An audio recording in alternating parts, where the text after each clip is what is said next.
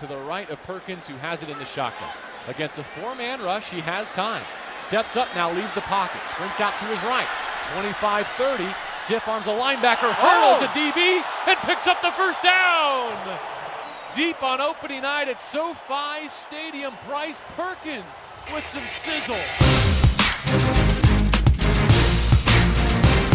Welcome to a new season of Rams Revealed. I'm your host, JB Long. If you're watching us on YouTube, it looks a little bit different. We're so glad to have this set up and a video show. And if you're catching the podcast, it also sounds a bit different because we are back in person at the Rams facility in Thousand Oaks for the first time.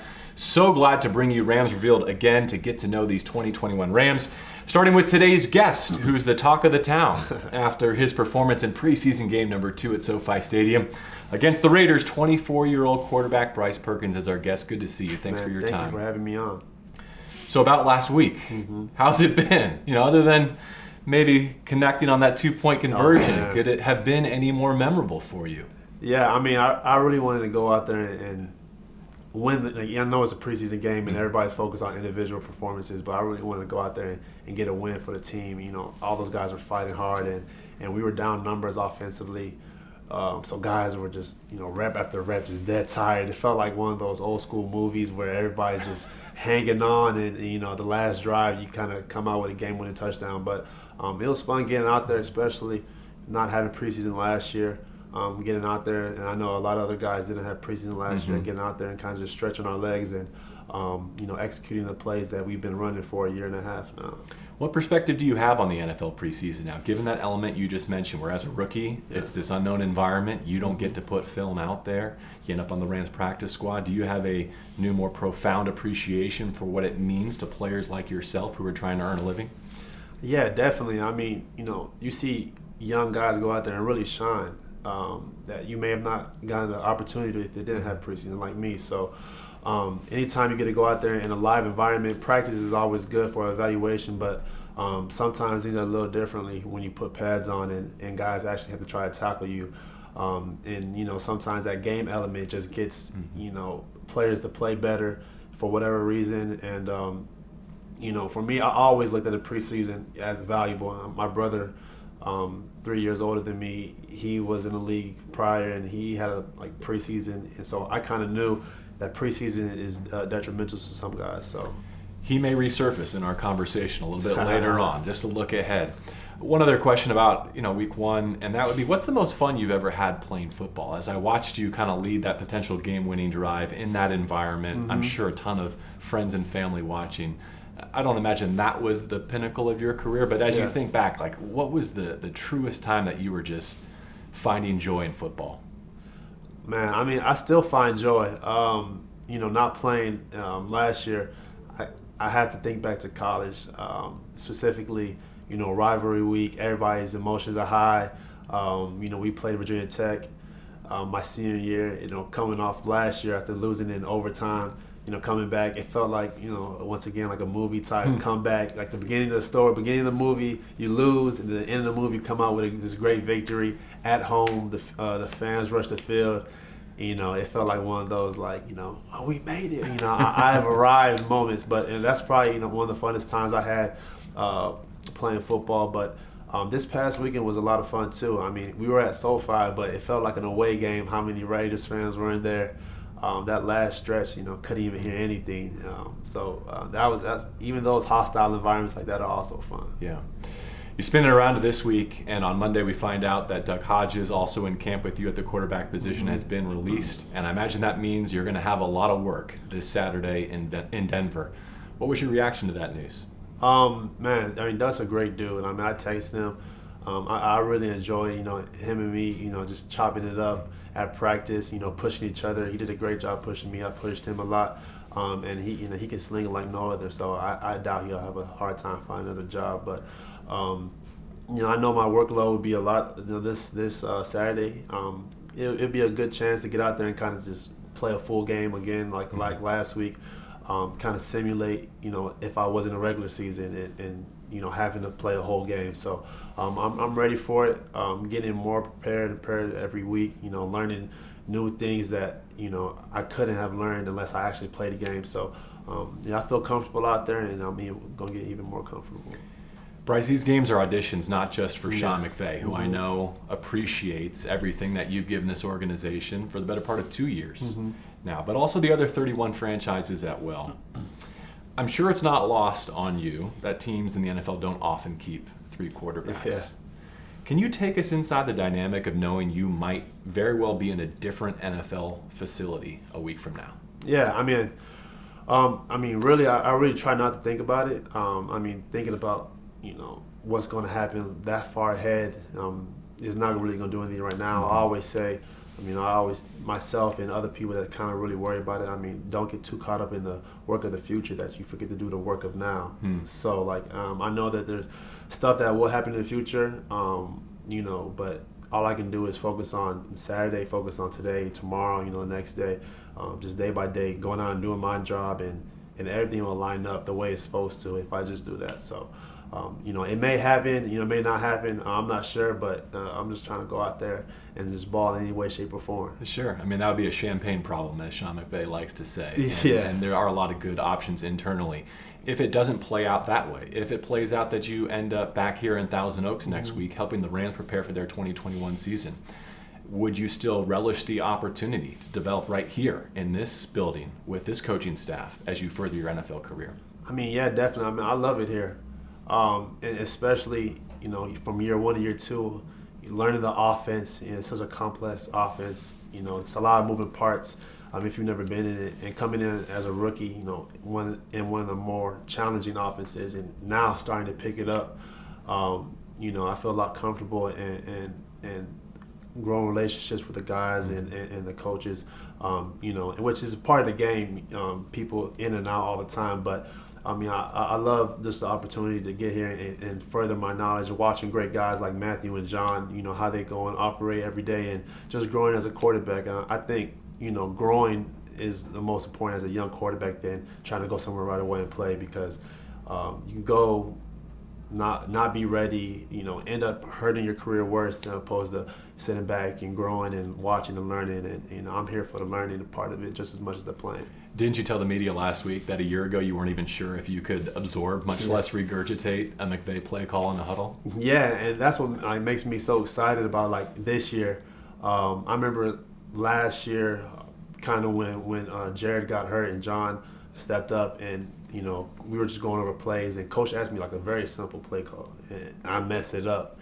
And I always think about that always is stuck in my mind, and I always made an emphasis. All right, I got to get the operation better from the call, to the line of scrimmage. So this year I've seen huge strides in that. I take pride in that and try to, be as efficient as I can. So, it's a lot of fun getting out there and hearing the play calls and be able to just spit it right back out and make everything seem more smooth. Because I'm sure his scheme, his philosophy is in high demand right now at the top of professional football. Yeah. No, yeah, definitely. He does a good job of really just, calling plays and getting things together. And he's so smart in how he distributes space and players, getting everything, different moving parts that, it's hard. It's hard to scheme against. It's even more fun to run, though. Part of the reason I bring that up, though, is because if you can show through this preseason, internally and externally, that you've in some way mastered it, that has to mean great things for you personally. Do you believe in your heart of hearts you're a starting NFL quarterback? Yeah, definitely. I believe that, growing through this offense, it will prepare me for, any starting role, if that's later down the road. I still have a lot of things to learn, and those will come.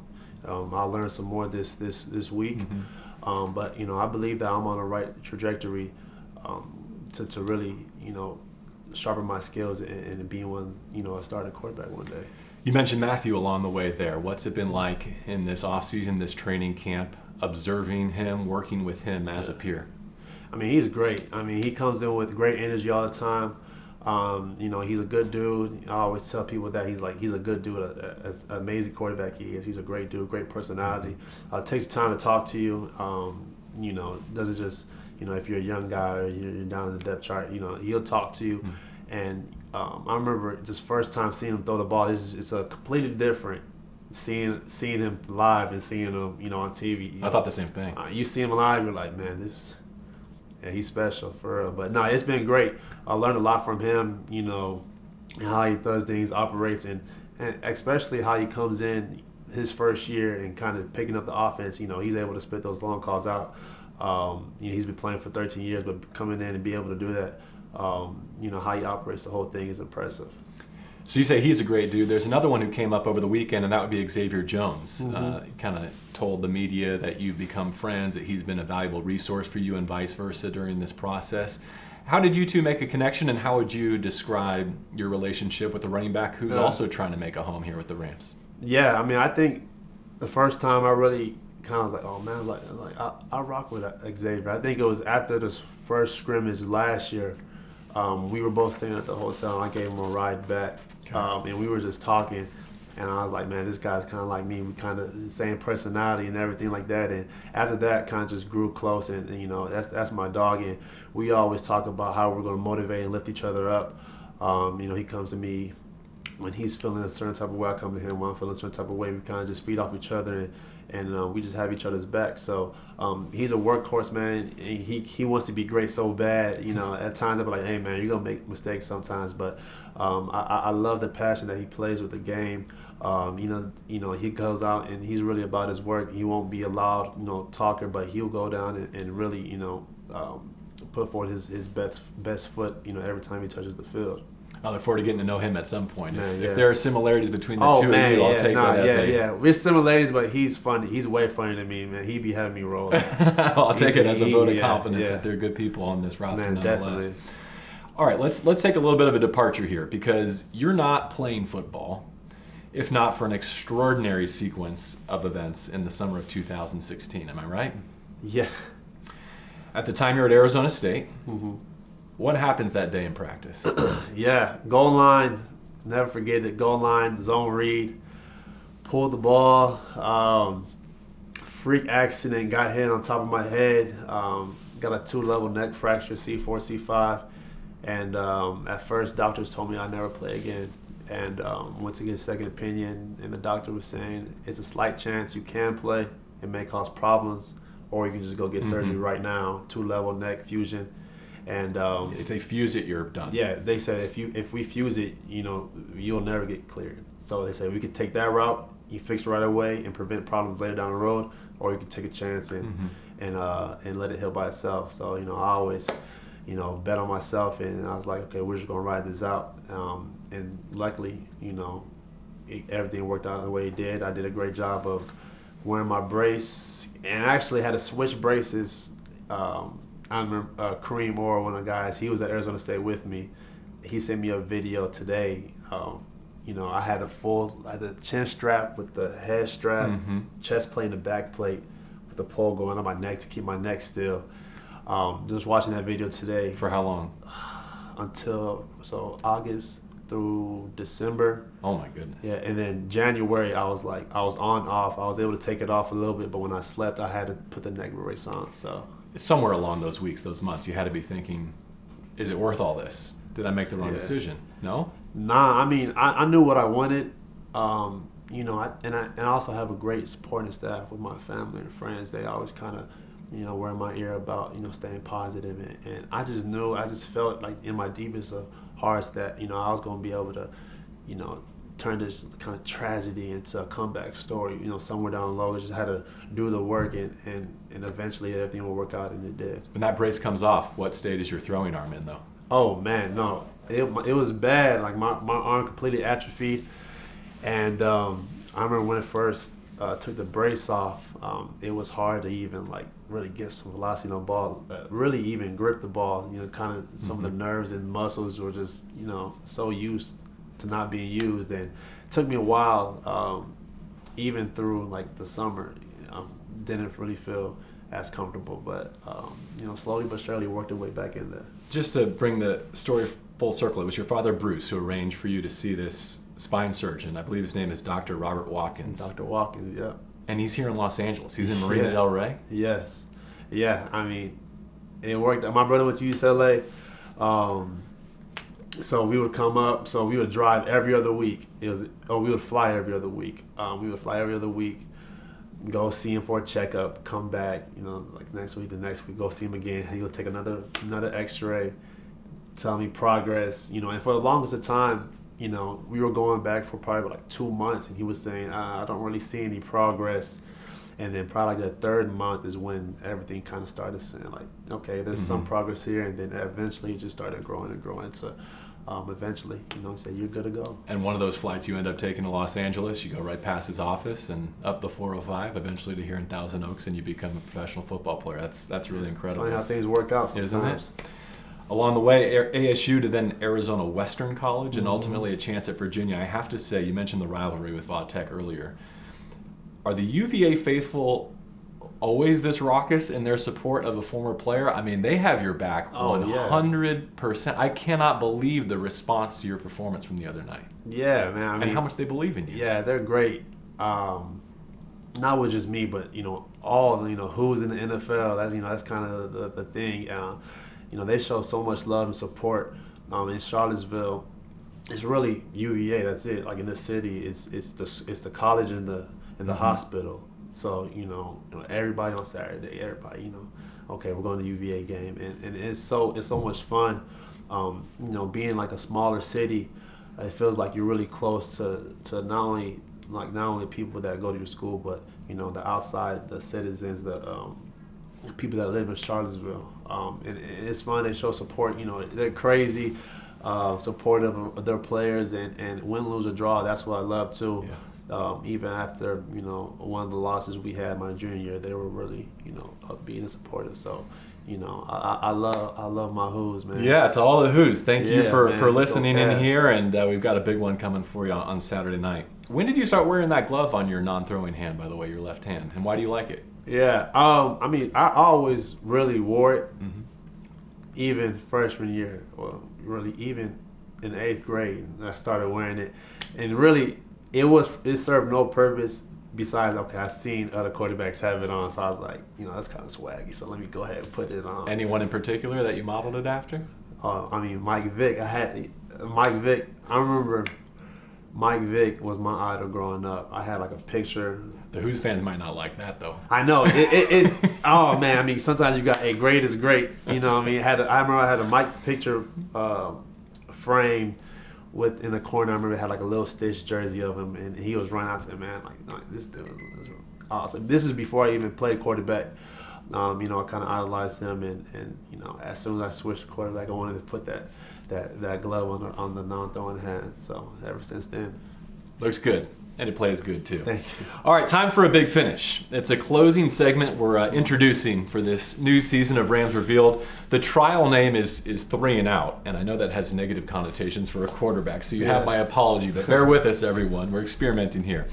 Bryce, I've got 3 final questions for you, and if you get all 3 answers correct, I'm going to make a donation to the LA Rams Foundation on your behalf. Same for your teammates who come on for future episodes, but you get to be the first. Are you ready? Let's roll.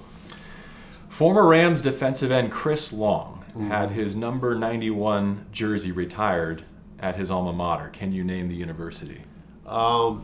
University of Virginia. You can see how these are going to go. Okay, let's roll, man. Hey. I had him concerned before the show. Current Rams employee Jonathan Franklin holds UCLA's single-season rushing record. In 2012, he rushed for 1,734 yards. That's 6.1 per carry. Pretty good stuff, Jonathan. Yeah. Who's number 2 on UCLA's single-season rushing list? That's big bro, Paul Perkins. 2014, he went for 1,575. He's also number 3 in career rushing for the Bruins. How's your brother doing, by the way? Oh, he's doing good. He was just up here for this game. He's still training, waiting for his shot. Awesome. Last one, August 14th. You're 2 for 2, by the way. Okay, let's roll. August 14th of this year, you threw your first preseason NFL touchdown at SoFi Stadium, 4 yards to Tristan Jackson. Did either of you keep that football? I didn't keep the football. I don't think he kept the football either. So preseason touchdowns don't count. It's the regular season ones that go in the trophy case. I don't know how that went. But if he wanted to keep it, I wasn't going to keep it. Was that even your favorite play from that game, or was it the hurdle? Be honest. The hurdle was the most exciting play. Yes, it definitely was the most exciting play. My favorite play was anytime we get in the end zone. Fair enough. Bryce, we wish you well this week against Thank the you. Broncos and in all your career endeavors, be they here with the Rams or elsewhere across the league. You deserve it, man. Thank you. Appreciate it. Our thanks to Bryce Perkins, to Jory, Adam, Rudy, and Travis for making it all happen. A reminder that you can join us at SoFi Stadium for the first time this season, therams.com/tickets, therams.com/tickets. We always appreciate the ratings and the reviews. If you're a new listener, please let us know what you think. I'm JB Long, and this is Rams Revealed.